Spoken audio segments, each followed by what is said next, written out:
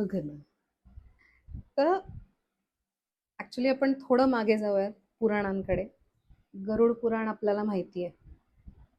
तर गरुड पुराणानुसार आपलं लग्न त्या व्यक्तीशी होतं ज्या व्यक्तीशी आपलं मागच्या जन्मीचं काहीतरी बॉन्डिंग राहिलेलं असतं, कर्ज देणं राहिलेलं असतं.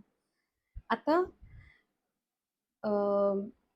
बऱ्याच टाईपचे कपल्स आपण बघतो. आपण एक उदाहरण घेऊयात. खूप प्रेम करणारं कपल असतं. तर त्या कपलमध्ये सुद्धा हे असतं बरं का, की नवरा बायकोवर खूप प्रेम करतोय, बायकोचं ओके ओके आहे. तर त्या केसमध्ये काय असतं, there is a matter of soul. एका सोलनी मागच्या जन्मी दुसऱ्या सोलला भरभरून दिलेलं असतं, पण समोरच्यांकडनं ते त्यांना रिटर्न मिळालेलं नसतं.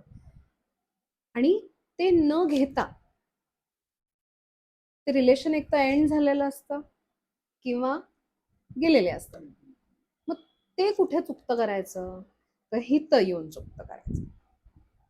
हे जे नवरा बायकोचं जे कनेक्शन आहे ना, किंवा लग्न ठरतात आपण म्हणतो, काही लोक म्हणतात देव लग्न ठरवतो किंवा वरनं लिहून आलेली असतात. That is true. It's a matter of soul. Again, तुम्ही नाही ठरवत की मला ह्या व्यक्तीशी लग्न करायचंय. ते ऑलरेडी लिहिलेलं आहे की तुझं लग्न ह्याच माणसाशी होणार. का? तुझं देणं राहिलंय. त्यांनी तुला मागच्या जन्मी भरभरून दिलंय, तू काहीच नाही दिलेलंस. मग ते या जन्मी ये आणि ते परत दे. काही कपल्स असतात, भयंकर भांडतात, म्हणजे अक्षरशः एकमेकांना मारणं, शिवी घालणं वगैरे.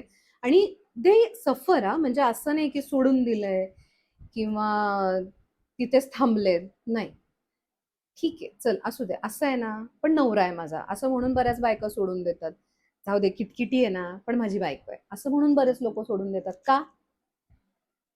तर कुठेतरी नवरा बायको हे नातं असं लिहून ठेवलेलं आहे की तुला या बंधनातनं मुक्तता नाहीये, असं लिहिलंय. हे मनाचं नाहीये, की ते तुमचं ऑलरेडी सोल कनेक्शन ठरलेलं आहे, त्याच्या बाहेर तुम्ही नाही जाऊ शकत. आता मग तुम्ही